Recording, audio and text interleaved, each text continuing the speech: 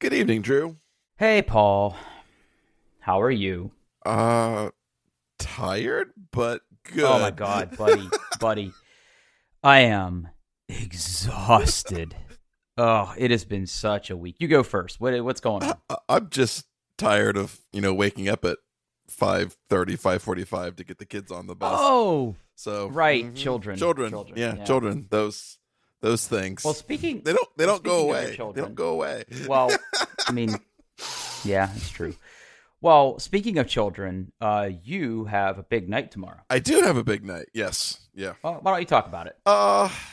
Zachary he's my son, in case you haven't listened.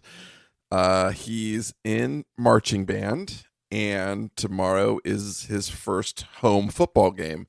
So I'm excited to get to see him do marching band stuff during pregame That doesn't and halftime and stuff like that. Yeah, Now doesn't he like play the glockenspiel or something? Like, what is he he? he plays the trumpet. Okay, the The trumpet. Right, trumpet. right, right, He right. doots the horn. He doots the horn. He doots the boops. Doots. Yeah. Yeah, we're That's excited. cool. Yeah. Oh man, that sounds really cool. Yeah. Did you go to? I mean, you were in band in high school, so you went to all the games. Yes. Yep. Yeah. Yep. I was Aw. in the marching band. Did the high school. And you played. I was in. I played. I, I'm tired, Drew. I know, me too, I was buddy. a percussionist. A percussionist. I played the So drums. you bang sticks I together. didn't. Well, you didn't bang your sticks together so much, but yeah. Okay. Yeah. Well, maybe I guess I was doing it wrong. I think so. Oh. Yeah. Yeah, I'm really exhausted too, man. This is I'm sort of coming off of a really just super busy work week, teaching and meetings and helping people with things, and it's just been and part of the problem is when I have these weeks where I have to like teach classes, usually that means I'm engaged like all day. It just screws my whole schedule up. And then I have to like catch up on emails and things at night. And I have to get up and go to the gym at like 5 a.m. So it's just been a busy week, but everything is starting to settle down now. We have, well, we have done our paperwork for closing on the old house. Ooh, nice. Yeah, we did that. We did that tonight, and the nice lady that is buying our home is signing all the paperwork tomorrow. Like, as far as I'm concerned at this point, it is completely out of my hands. Right. Yeah. I have handed over keys and garage door openers. Yeah, at this point, like, I'm sort of done. And yeah, as of tomorrow at 4 o'clock, like, that isn't my house anymore. Right. Well, at least now you So, have the correct number of houses. yeah, Drew had two houses. He loses one house. How many houses does Drew have? And the answer is too many. Like the answer is still too. Oh, Uh, all right. All right. Let's dive into the podcast because we got some yeah. news. Yep. And honestly, I'm mad at how slow I got this news. But go ahead. Let's go. Oh, start with the first one there. Yeah. So, if you're a fan of the show, and if you're not, welcome. One of the things Drew and I like to do, we've done it twice now because we've been doing the podcast for that long. We like to do a gift exchange, and then we talk about the gifts we got on the podcast. This year, Drew purchased me tickets to see a concert, Behemoth and others, in London in October. And I mean, okay, let's first of all, let's just note October, that's pretty close. It's coming up real soon, right? But the concert got postponed until October of 2022 because of gestures and everything. Yeah. Yeah. Now, hold on though, right? Because a little more backstory. We like to do gift exchange. I am now 0 for 2. Okay, like I am exactly 0 for 2. Well, You have won the doing their best gift exchange 2 years well, running. I Okay, mean, technically, this gift is still valid. okay, but hold on. So I bought this. In my defense, I bought these tickets, sort of on a leap that we would have our shit together as a species before October. Yeah. And for a It while looked we were good. It trending looked in the good right for a direction. while. Yeah. Yeah. Yeah. And now, just like the roller coaster that is the human race, we kind of crested one hill thinking we were good, and we're not. So Yeah. here's the part that really sticks in my craw about this. So I bought these tickets through Ticketmaster, and I requested physical tickets because I have little to no desire to see these bands. And Ticketmaster, like, they have an app and like you can transfer tickets, and I'm just like, I don't want to like bother with any of this. So when I bought these tickets for your Christmas present, I requested physical tickets, and they arrived like literally 3 days before I moved, and like I have a feeling I would have missed them completely. So anyway, and tickets came. Well, I think it was last week. We got a message from friend of the show Rob that he got an email, and friend of the show Rob lives in the land of tea and crumpets, and he got an email, and I was like, well, that makes sense. But you know who didn't get an email? You. Me. Oh. I got a email almost 6 days later, sort of explaining that my tickets will still be valid for when this show does happen. Well, see, your message just got stuck in the queue. It took a while. You had to maybe hit the poison queue. It couldn't send the first time, and then they had someone to go manually. I don't know. apparently, my email had to go through customs because that's how Brexit works. I don't know. I'm making this up, but I was just disappointed that like I didn't get a notification sooner. And I don't know if it's just because I requested physical tickets and like they take care of the people who use their app more. I mean, I don't know, but it was just, it was very weird. It was very weird. Yeah. Yeah. So you're okay with it though? Well, first of all, I'm not super surprised. I've been watching lots of big tours postpone or cancel. It's like just left and right. I was supposed to go, a few weeks ago. I was supposed to go to Chicago to see a show, and like that concert got postponed like literally the day after we like booked our Airbnb for Chicago. It was like, okay, I think it's going to be on. Let's get ready for this. Womp womp. You know what? I am a little bit okay. So first of all, if the concert had not been canceled, I would have gone. Like I would have got tickets. I would have gone. Oh yeah. The other people in my group have all like, other friends of the show have already kind of like said, yeah, I don't think we're gonna do the trip after all. So like the big group of people that was supposed to go was kind of, petering out, and I get it. Like it's the world kind of sucks right now. And the Delta variant is real. We had a little minor scare in our house with the Delta variant. Everyone's fine. No one got sick, but there was some friends that my wife was hanging out with, and they had some breakout cases. Delta broke through their vaccine, and they got sick, and there was COVID tests and all whatnot, and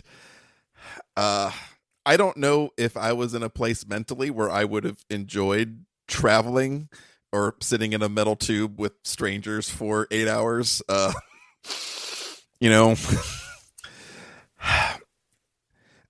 just think like my anxiety would have just been through the roof the entire time, and I would not have enjoyed myself the way that I deserve to enjoy a trip like this, So I'm okay. 2022. I mean, maybe in a year, we'll, I don't know, get our shit together or die off. I don't know. Either one of those two things could happen as a race. Yeah, I'm not super surprised that it got canceled. No. I mean, it sort of makes sense. I am a little relieved as well. I mean, I had sort of a budget for the trip, obviously. even before we decided to buy a house. So that takes a little bit of pressure off me financially, but I absolutely still want to go, and I still want to go. So 2022, it'll be here before we know it. That's true. Because that's how time works. But yeah, we're still gonna go, buddy. So that's the plan. But yeah, the tickets are still valid for 2022, and looking forward to still going, man. Hopefully by then we won't have like 6 other pandemics that we have to struggle through. I hope not, man. Oof. Yeah. All right. Since this is like a podcast about stuff that we buy, I have a new couch. Okay. I saw the brand name in the notes. I have not looked at it.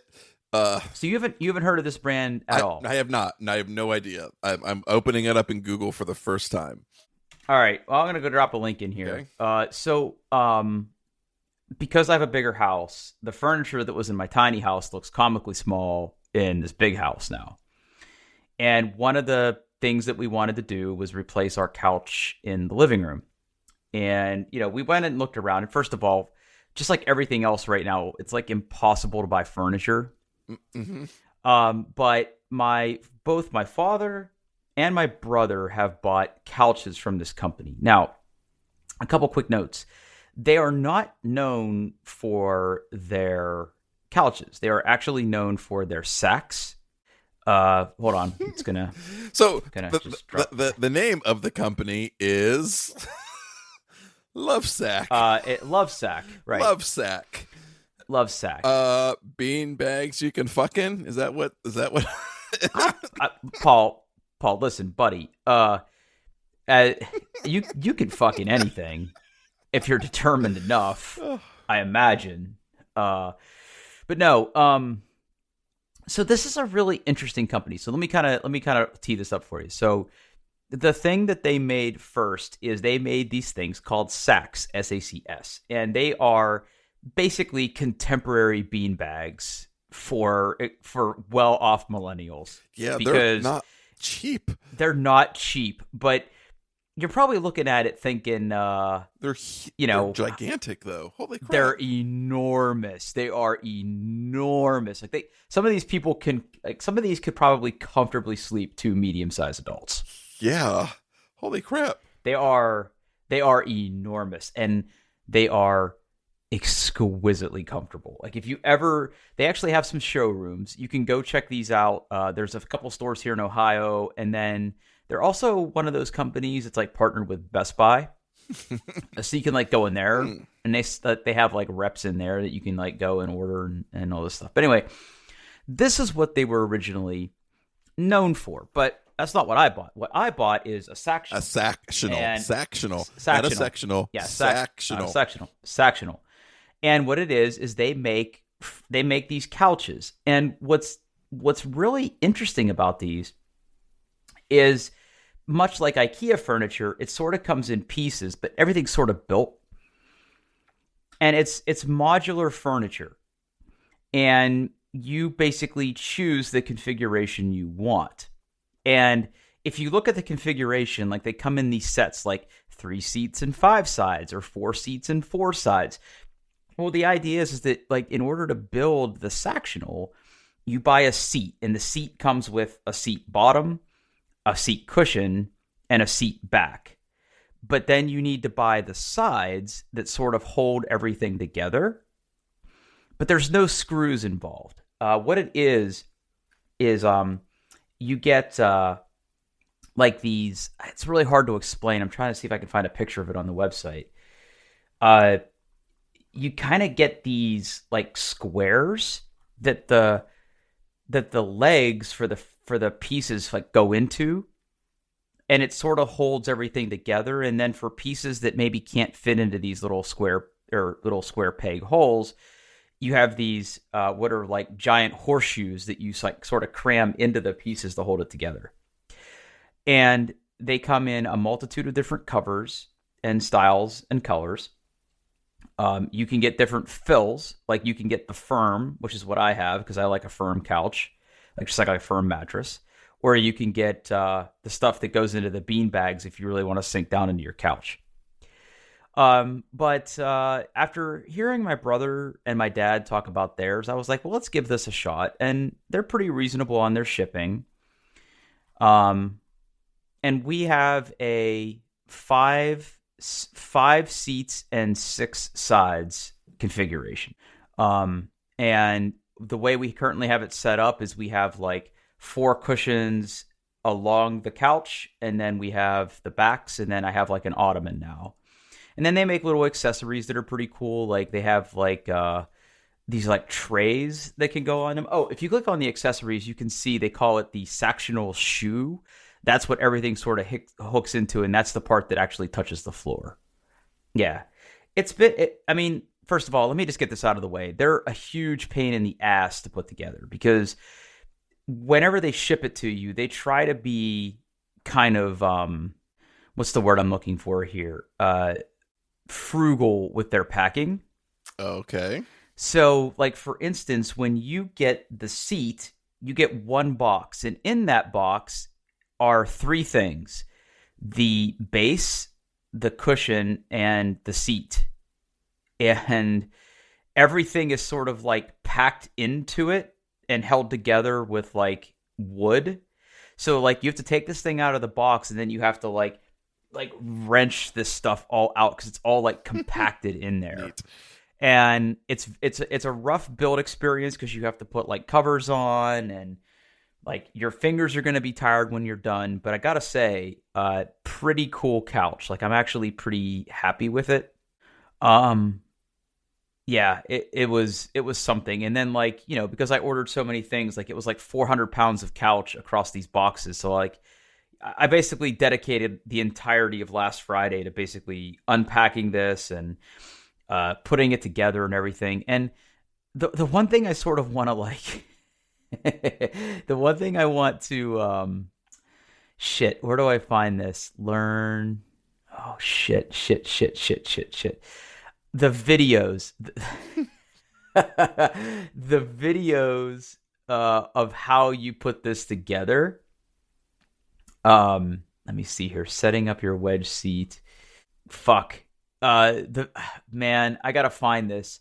But you've seen the Netflix show I Think You Should Leave, right? Of course. Love that show.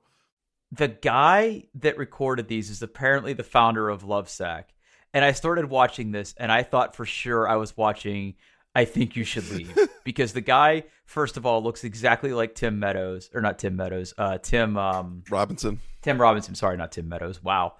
And like he's so amped up to be talking about his product that it's just like, it's all a bit much. It's all a bit much. And I'm trying to find the videos.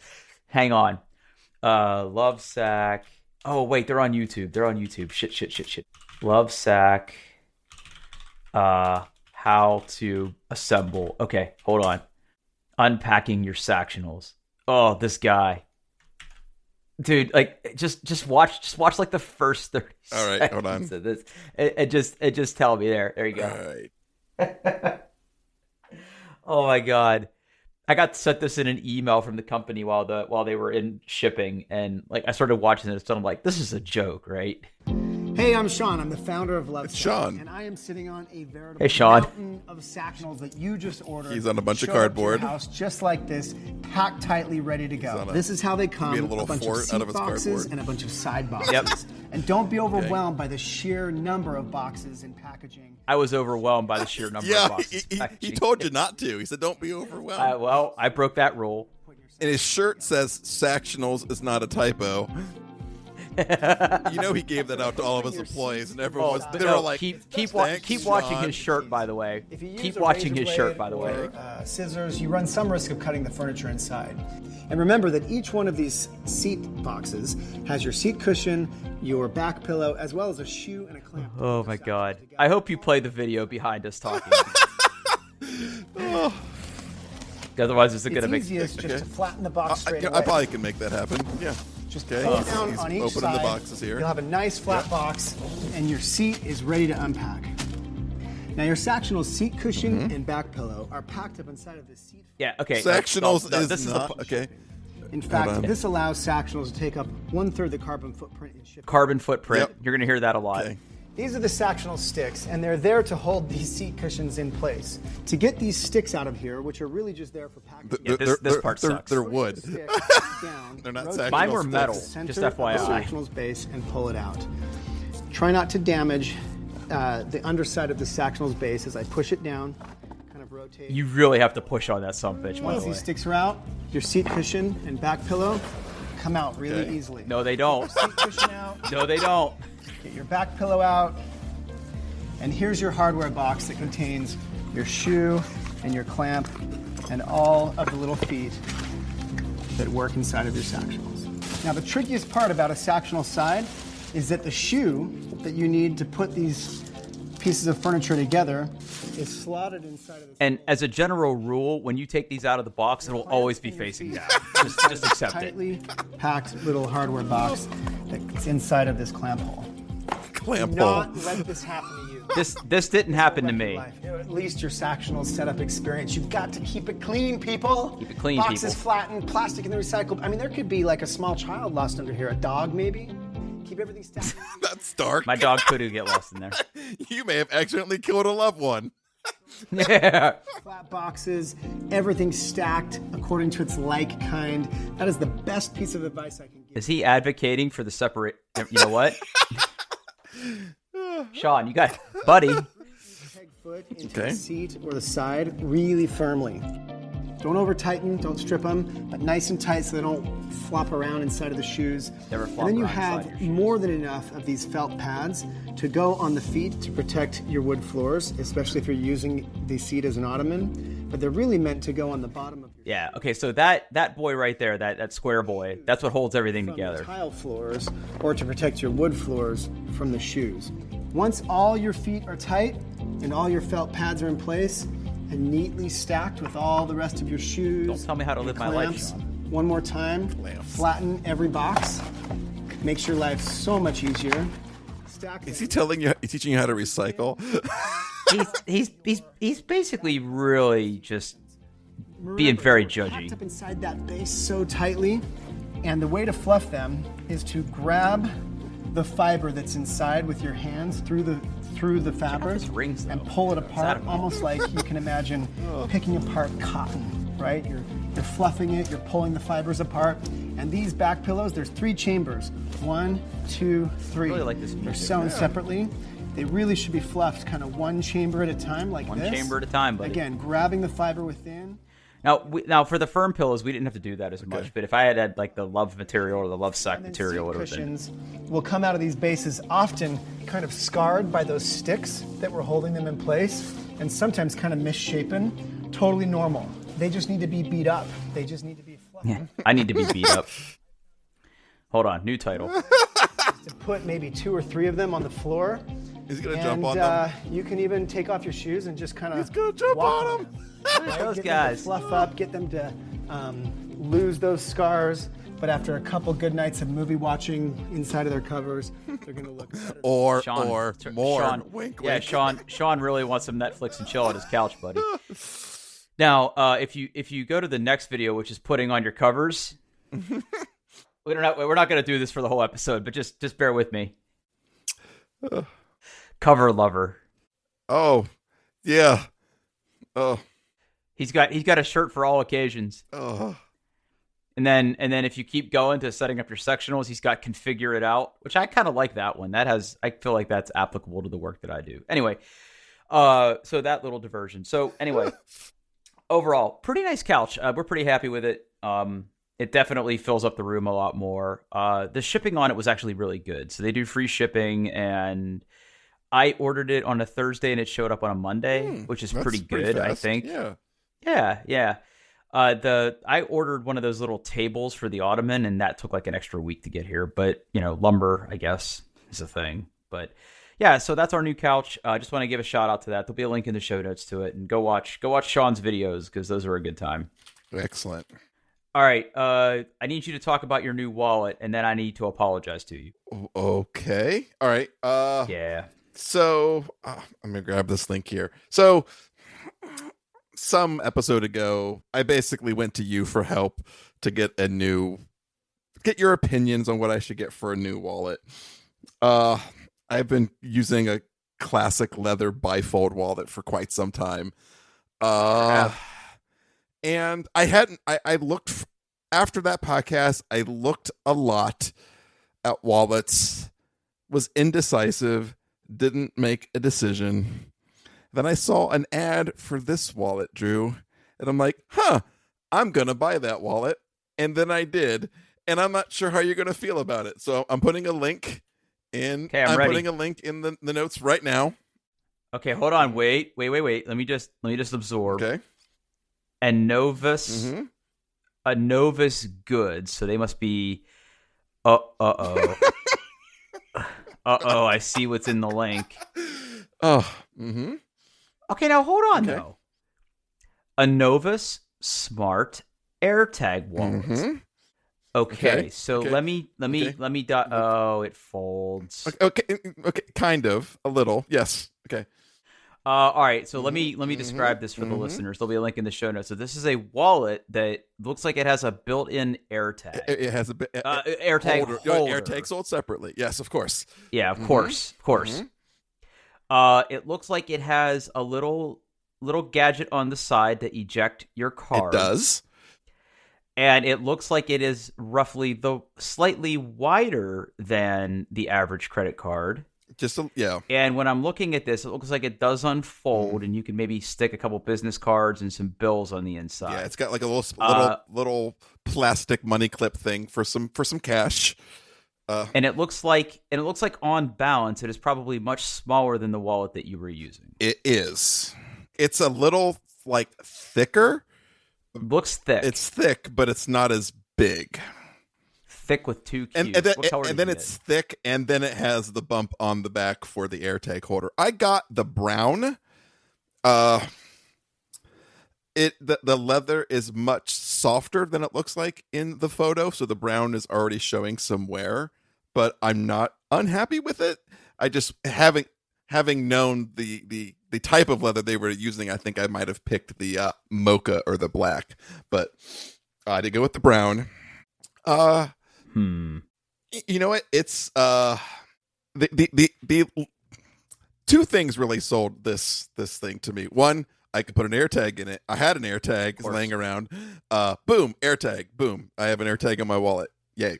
I really do like the credit card dingus. I don't know. It uses springs in witchcraft. You kind of like put all of your cards in this little thing, and then there's on the side there's this little lever you push down, and it kind of shoots your cards up in a nice, like the pictures show like this nice cascade of your cards, and that's exactly what it does.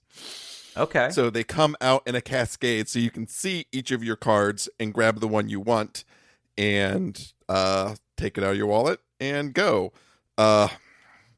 The only kind of downside is I really think they designed this with like traditional plastic cards in mind. Not metal. I have a metal credit card, and two. You probably have two metal credit cards. Really? Well, I just have one. Just one. Which one? Your Apple card? I don't have the Apple card.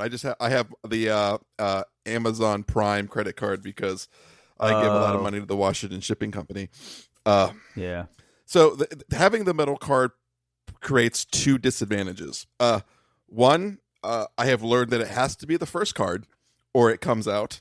And second, you have to make sure that you have a full, like that little plastic thing for your cards is full. If you so what happens if it isn't? If it isn't, if the card, if it ever ends up upside down, the metal card will kind of slide out. Now I can get away with one less than full, but if I take two out, it does start sliding around a bit. So like I don't need to have right now, like it holds a max of 6 cards. I really don't need to have 6 cards in there, but I found 6 just to kind of make it a little bit more snug. Because, and honestly, like adding the 6 card doesn't make it any thicker, huh? So like my Kroger Plus card is serving basically glue duty at the moment. Right. Okay, so if I'm looking at this right, then the card holder, it looks like the wallet sort of unfolds from one side of it, folds over, And then that's where what goes in those little pouches? Business cards? Yeah, you can bid business cards. I guess it would fit like another credit card or something if you have in there. I actually have nothing in those at the moment. They are completely empty. So what's in your slots? In each of in the slots on the inside, nothing. No. Like your dingus slots, your spring loaded slots. Oh, the spring. I've got 2 credit cards, my ID, my health savings account card, my insurance card, and then my Kroger Plus card, simply because it's another card I had laying around that fits in there to make it full, so my Amazon card does not slide out. And like with that, the Kroger Plus card in there, like it's wonderful. Like that thing is solid. Like it's not coming out. But without it, now like without the metal card, like it'll hold 1 card just fine and it won't come out. Like I don't know what they're doing in there. It's like witchcraft. Like plastic cards work beautifully in this thing. It's just the metal card being, I don't know, a little more slippy or a little thicker. It does not like it as much, but yeah. Now, how long have you been using it? I did not have it last podcast. I think I got it on Monday. So yeah, Monday. Okay. Yeah. I'll tell you, Paul, I don't hate it. Oh, okay. Wow.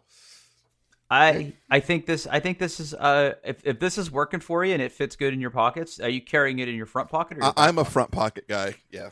Yeah, same. Okay, so that's kind of the thing, right? Going to a wallet like this sort of facilitates the need to carry it in the front pockets. Would probably fall to your back pocket. Yeah.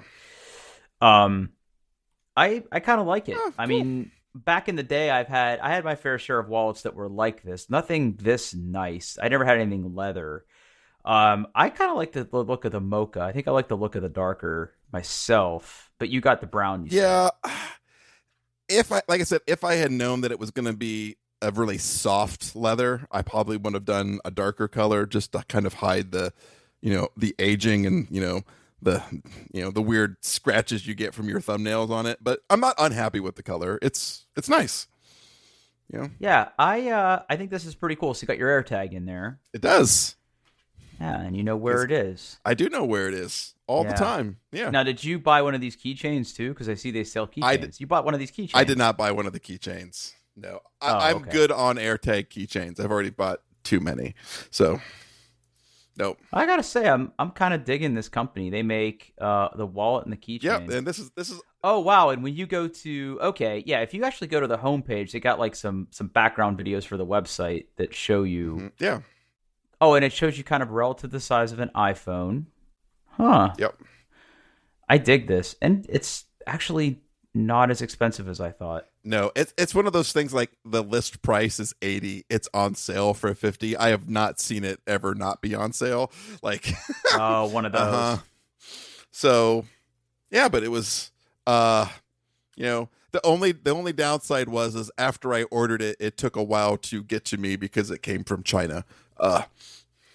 So I had ordered it a couple of weeks ago, I think, but I had just got it, so I didn't want to talk about it until I, had it and used it for a bit. But no, I get it. I'm happy for you, man. You. I had kind of wondered if you would eventually ever pull the trigger on the wallet, so I'm glad this one's working out for you. I'm still looking out for a better key holder, but I haven't committed there yet. So, well, okay, I got to come clean with you. Okay, man. So okay. I bought a new phone case. So you were using. Yep. Tell us what you were using. I was using, so for my iPhone 12 Pro, I was using the clear case. Mm-hmm. And the clear case is clear. Mm-hmm. It is made out of some sort of plastic / silicone, because it's not super hard. It's like a little bit malleable, but just like a touch a little bit malleable. Yep. It's weird. And it has the MagSafe little circle on the back so you can hook stuff up to it. And the whole reason I bought it was I really enjoy the color of this blue on the iPhone Pro. So I want to be able to see it. A lot of the other cases that Apple makes, like the leather case and the silicone case, really cover that up. And the only place you can really see the color is on the camera. cutouts. Yep. And I have been using and defending the clear case for some time. I know that you were not a fan. Nope. Because you didn't like the buttons, because the buttons were plastic as well. I find the case makes the buttons extremely difficult to push. Well, so here's what happened. A while back, and I don't know how long it's been this way, but it's been something that every time I look at my phone, I've been noticing more and more. I had apparently dropped my phone or done something to my phone to where the corner of this case cracked. Oh. It had like a crack in it. And I would sort of like fidget with it and the crack would get a little bit bigger. I don't think it was like compromised to the point where it wasn't protecting my phone, but I was just like, this is rubber and plastic and silicone, some weird alien material. I don't understand how this happened. But what really put me off my beer was I had my phone sitting on my desk the other day and the light caught it just so. Mm-hmm. And I noticed it was starting to become discolored. My human filth, I think, had permeated the case, and it looked just ever so slightly brown. Oh, not a. Yeah, and I'm like, okay, we're done. So I ripped that off of there, and over a lunch break, I promptly drove up to my nearest Target, and I bought an Apple leather case for the phone. Okay. I got the brown leather case because that's also the color that I have for the wallet, so it matches really nice. And I just want to say that I'm sorry because this case is nicer in every conceivable way. The buttons are metal on this thing. They're much more tactile. And maybe I'm crazy, but when you plug in something to your phone that is MagSafe, you get the little circle on your screen, right? You do. I never got that with my clear case. I get it with this case. Yeah, and I don't know if you've noticed, but they put a little something in the magnets, so that your phone knows what color your case is, and the circle that will show you matches the color of the case. Yep. Yes, that's Apple. That's very Apple. Is. Yeah. But this case just, I mean, it's leather. It feels nice. I'm sure it'll get scratched and scuffed up, just like your wallet will after a while. But it's a little bit thinner than the other case. The buttons are much nicer, and I love that the bottom doesn't have that big cutout. Like, I don't know what I was thinking, Paul. I really don't. And I'm just here to tell you that I'm sorry. Like, I wasn't a good friend about this, and I've come to my senses. It's not a good case. It's not a good case. It's not. It got. I didn't even save it. Like, sometimes I'll save a case, just in case. Yeah. Yeah, jokes. Yeah, and I threw it away. I don't want it anymore. It's brown. It's brown. I made it brown. My filth made it brown. So it's gone. Humans now, are gross. Humans are gross. We are disgusting. Oh. Yeah. So that was my big purchase this week. Okay, you've got a couple more things here, so hit me. Yeah. So this next one is a really quick little story. I just wanted to share it with you because it made my wife laugh and it made me feel old. And so my wife has started back up teaching this week. She's a teacher. Actually has to work now. So I've been more involved in picking Zachary up after school, after band practice at school. The very first time I had done this, I wasn't exactly sure where to park, so I think I parked a little too far away from the door he came out of, but that's okay. So I see him kind of come out of the school, and he's looking the wrong direction. So I kind of just step out of the car, stand up, and just wave my hand and go, "Hey, Zach." And he's standing by a young woman who also came out a band practice, and she says something to him, and I can't hear what she says, but he kind of smiles, says something back, and walks over to the car. And he informed me that I'm laughing already. She said to him, "Hey, Zachary, I think your grandpa is calling for you." Oh my God. Damn, dude.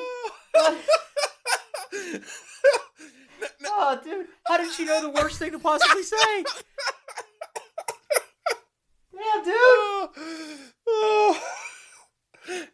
granted, I'm a man of a certain age. I'm in my 40s, and my hair is hella gray. It's hella gray. It's just, But no, hold on though. You have always had exquisitely salt and pepper hair for as long as I've known you.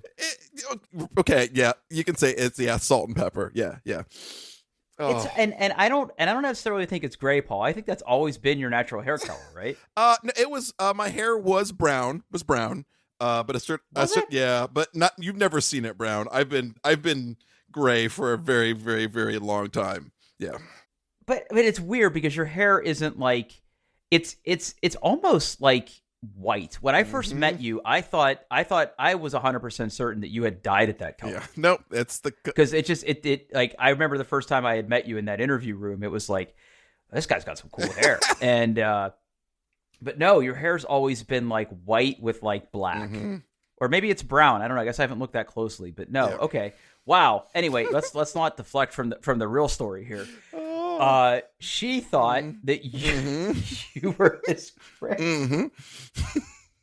And what did Zach say? Like, I think he said, "No, that's my dad." And then, yeah. So wow. Yeah. Okay. Yeah, I could see why Jennifer would get a kick out of that. Holy cow, man! Wow. And when he said that to you, did you laugh or were you kind of like stunned? I laughed. I mean, how could you not laugh at that? Like, yeah, I get that. Yeah. I can see how she made the mistake. Oh my God. Yeah. But hold on a second though. I really hope Zach didn't correct her. Like we should really play this out. Like no, that is my dad. That's my grandpa. Yep. That's my grandpa. That's my grandpa. He listens to loud, heavy music. He's pretty dope. Wow, buddy. Oof. Yep. Oof. Man. Yeah. All right, but that's funny. It's funny. It's funny. It's really funny. It's funny. It's funny. I have to admit, it's funny. It's funny. Yep. Oh my God. All right. And you have other news here. Yeah, just one last quick thing. In the last episode, I talked about how the changes Apple had made with Safari in the latest iOS 15 beta, and I had one complaint. It was that they had done this thing where like the tab bar and the toolbar kind of changed color depending on the website, and I thought it was just too much. Apparently, there's an option.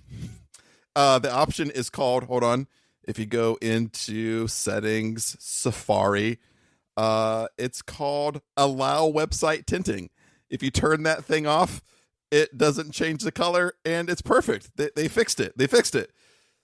Safari in iOS 15 is good now. It's good. Wow. It's good. They did it. They fixed it. They did it. The crisis is over. We can all relax. Our long national nightmare is over. What are the bloggers going to write about now, huh?